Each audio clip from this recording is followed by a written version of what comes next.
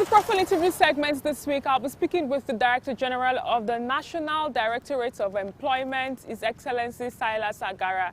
It brings us up to speed on what government activities are towards ensuring that we have more youth engaged and also ensuring that people living with physical disabilities are engaged appropriately. It's good to have you on the program, and congratulations on your appointment as the National Directorate of Employment Director General. Thank you very much. I really appreciate it. Your Excellency, sir. So, how's it been being the Director General of NDE? What's been the feedback? What should Nigerians, workers, be it employed or unemployed persons, what should they be expecting from the Directorate? Well, for me, it's a different ball game altogether, coming from an end to a different end. But in this life, you address all we face all challenges and try to see how we can navigate around it to get results.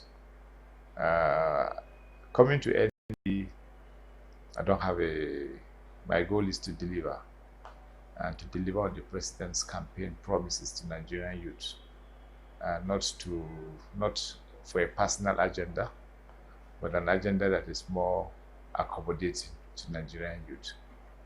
Vis-a-vis key into the renewed hope of Mr. President.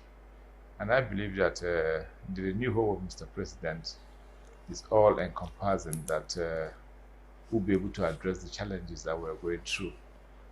ND is an agency that was created to create employment opportunities for the young men out there, given the act establishing the agency.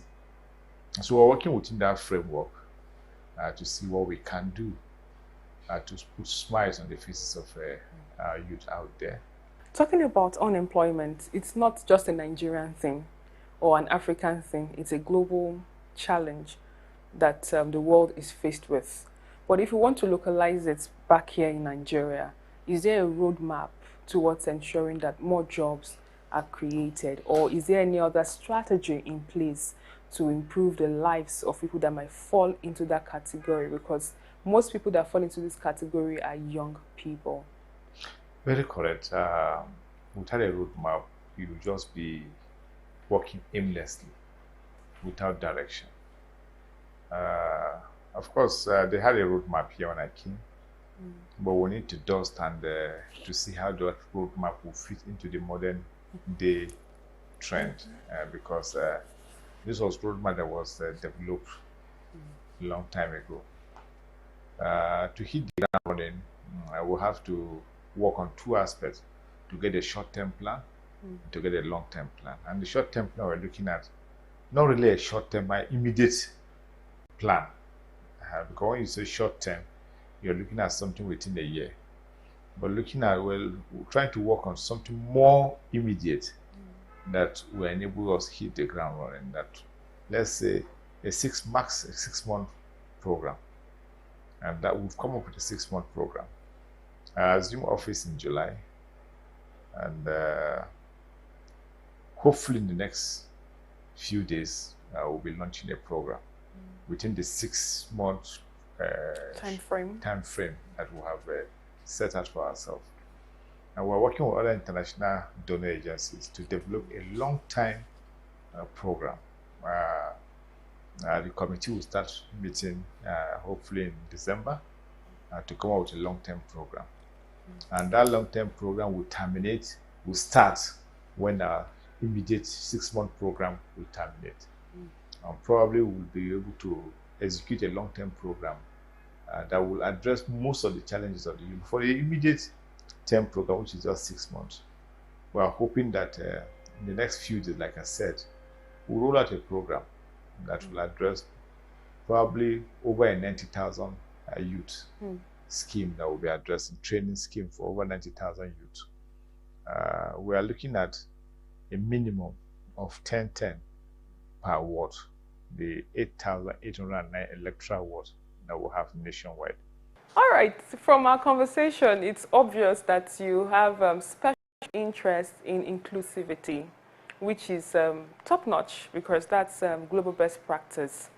However, looking at the fact that we need to empower more women in whatever project that is done by any stakeholder, what more do you think, what is the uniqueness of this program towards reaching this certain target audience?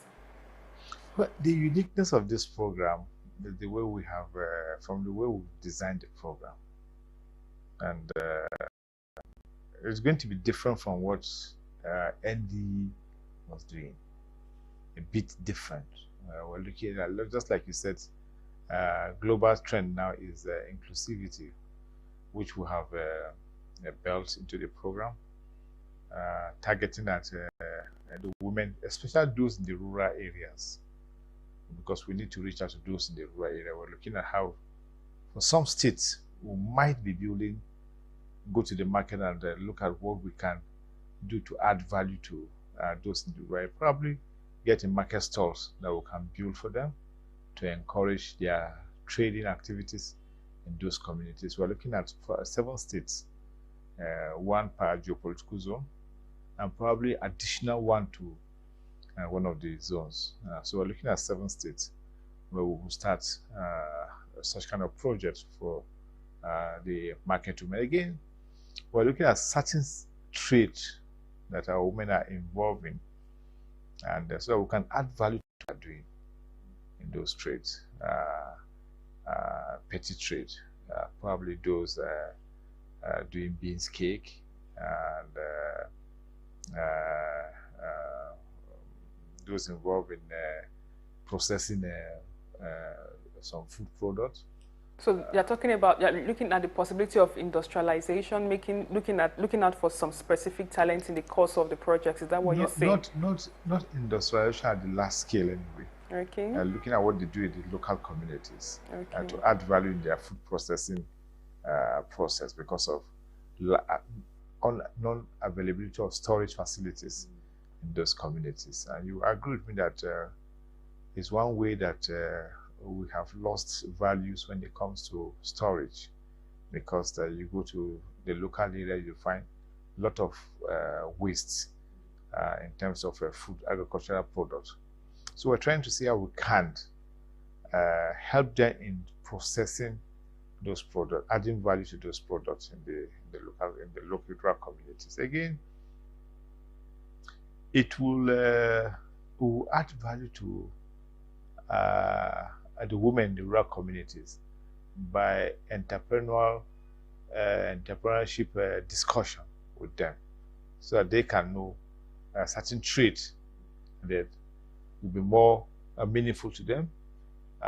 They can benefit from economic scale within that community. Again, probably a lot of values that we believe will be of value addition to our rural women, especially those within the age bracket that we're looking at for. Because, mind you, our target is to address challenges of the youth. We're looking at those within the age bracket of 18 to 35. So that we specifically not to deviate beyond that bracket. The world of work is changing and everything is going digital. Are you telling us now that there's a possibility for the National Directorate of Employment to go digital so that you can have more access to the youth? And even the kind of businesses youth actually engage in recently are kind of skills that are tech savvy and the likes. So I don't know if ND is going to do anything in that regard. Yeah. Everything is everything is changing. IT is is driving everything around in the world, and we can't be left behind. ND have to key in. If we don't key in now, we'll just be left behind. It will surprise you that when I came, the website was totally down. There was no website at all in the agency. But to God be the glory. The only thing that can help us key in our immediate short term was to have the IT sector up. And we've been able to design a website with a server that has been hosted with a Galaxy backbone, and we're using the IT to drive the entire project. The portal will be open for Nigerians to key in to know what we are doing, and again, we'll be training over 30,000 youths. Part of the scheme, over 30,000 youths will be trained in the IT skills all over nationwide. So out of the over 90,000, 1/4 of it is dedicated to IT digital skills, because that is the way best, and that's what the youth wants to do. And so we're dedicating that over 30,000 to the youth and those within the disadvantaged community to benefit. A lot of IT skills will be passed on to the youth in the training, and we hope that going forward we'll be able to use our website and certain digital skills that we are doing to drive the process here in ND. Again, starting with this set of graduates, we hope to upload the graduates into our apps to expose them to the market. Those that take, for instance, Uber, you can use the Uber app to do a lot of stuff. So we want to have a dedicated app that way, where our artisans will be uploaded, and you don't need to go around looking for a plumber, a mechanic, those that can do some little menial jobs for you at home. But people have confidence that, look, if they can successfully go to an ND app to get their graduates to do certain skills for them, they are sure that one, there's safety, and someone coming to their house, of course, ND will not upload criminals on their apps. There's safety, there's a commitment, there's quality service that will be available, and it will come at a good cost to them. And ND is not a profit-making agency, so we're not uploading our graduates into that app to make profit from them. We negotiate directly with them and pay them straight. Nothing is coming to ND. All is just to create an opportunity for the youth, to provide that platform for them. Thank you very much for your time. Thank you very much. I really appreciate it. And that's all we can take on today's edition of the program. Join us next week for a fresh edition of the show. I am Sharon Ijatson. Thanks for watching, and remember that labor creates wealth.